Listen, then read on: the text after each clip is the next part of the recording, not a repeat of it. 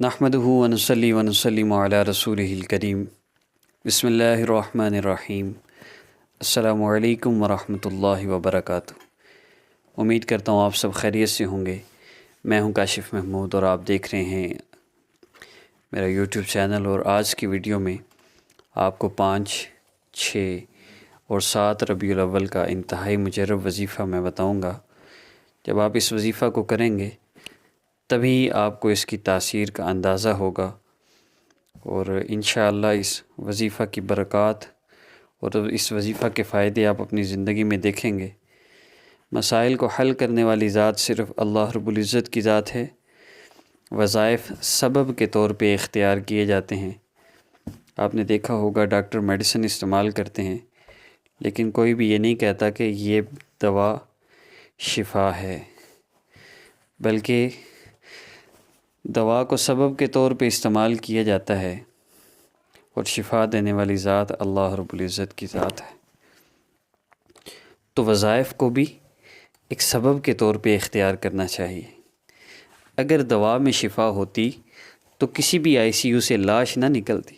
جتنی دوائیاں وہ ڈائریکٹ معدے میں ڈالتے ہیں کوئی بھی نہ مرتا، لیکن دوائیوں میں شفا نہیں ہے۔ اسی طرح وظائف میں اگر مسائل کا حل ہوتا تو پھر وظیفے بتانے والوں کے تو مسئلے کوئی نہ ہوتے۔ لاکھوں کروڑوں کے مالک ہوتے تو پھر یوٹیوب چینل پہ ویڈیو تھوڑی بنا رہے ہوتے۔ دیکھیے، مسائل کا حل اللہ رب العزت کے تعلق میں ہے، اور وظائف اس تعلق کے لیے اللہ رب العزت سے مانگنے کے لیے ایک سبب ہے۔ ہم نے بطور سبب ان کو اختیار کرنا ہوتا ہے۔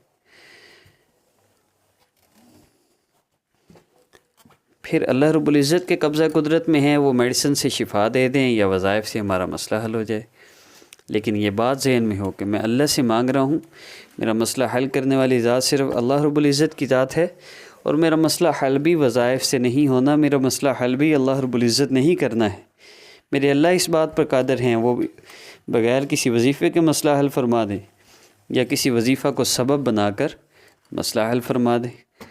دنیا دارالاسباب ہے، ہم نے اسباب کو اختیار کرنا ہے، لیکن یقین اللہ رب العزت کی ذات عالی پر۔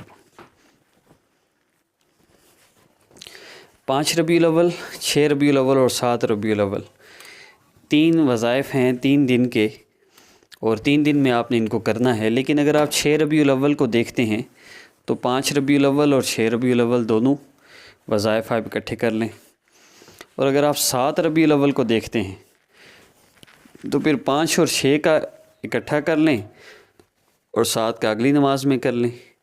بیسیکلی نماز کے بعد سیٹ اپ ہے نا۔ تو 6 ربیع الاول کو دیکھتے ہیں۔ عمل کی ترتیب میں یہ ہے کہ ایک تو عمل کی اجازت کے لیے ہمارے چینل اسلامک ہب آفیشیل اور آسان وظیفہ آفیشیل کو سبسکرائب کر لیجئے۔ یہ شرط صرف ان لوگوں کے لیے جن کو سبسکرائب کرنا آتا ہے، نہ بھی کریں کوئی حرج نہیں، لیکن میں بتانا مقصود یہ تھا کہ آج کل جو عمل کی اجازت کے لیے کہتے ہیں نا، جی اجازت دے دیں، ایسا کر دیں ویسا کر دیں۔ بھئی اللہ رب العزت سے مانگنے کے لیے آپ کو کس سے اجازتیں لینے کی ضرورت کیوں ہے؟ ہاں، جن لوگوں کو لگتا ہے اجازت ضروری ہے تو وہ سبسکرائب کر لیں۔ اچھا جی، عمل مغرب کی نماز کے بعد، عشاء کی نماز کے بعد یا تہجد کے وقت کرنا ہے۔ اگر ان تینوں اوقات میں آپ کو نہیں کر سکتے، آپ کو مصروفیت ہے آپ کی کوئی، تو پھر کسی اور وقت میں بھی کر سکتے ہیں، لیکن بہترین اوقات یہی ہیں۔ ان اوقات کے بعد نوافل پڑھے جا سکتے ہیں، اس لیے اگر ان اوقات میں اگر آپ وظیفہ کر لیں تو زیادہ بہتر ہے۔ اگلی بات، 5 ربیع الاول کو آپ نے جب وظیفہ کرنا ہے، آپ نے 3 مرتبہ درود پاک پڑھنا ہے۔ اس کے بعد آپ نے اللہ رب العزت کے پہلے 10 اسماء مبارکہ کو اکٹھے پڑھنا ہے، 2 ملا کے پڑھیں۔ یا رحمان یا رحیم، یا ملک یا قدوس، یا سلام یا اللہ۔ جہاں پر 10 مکمل ہو جائیں، مؤمن یا مہیمن، یا عزیز یا جبار، یا متکبر یا اللہ، آخر میں یا اللہ لگا دینا۔ ساتھ آپ نے 33 مرتبہ پہلے 10 اسماء مبارکہ کو پڑھنا ہے، اور اس کے بعد دوسرے دن یعنی 6 ربیع الاول کے دن آپ نے 3 مرتبہ درود پاک پڑھنا ہے۔ اس کے بعد آپ نے یا اللہ یا رحمان یا رحیم 3 مرتبہ پڑھنا ہے، اور اس کے بعد آپ نے 11 سے لے کر یا متکبر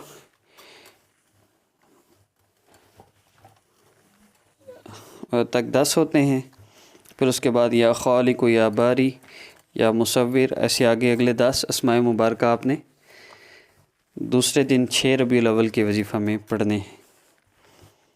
پھر تیسرے دن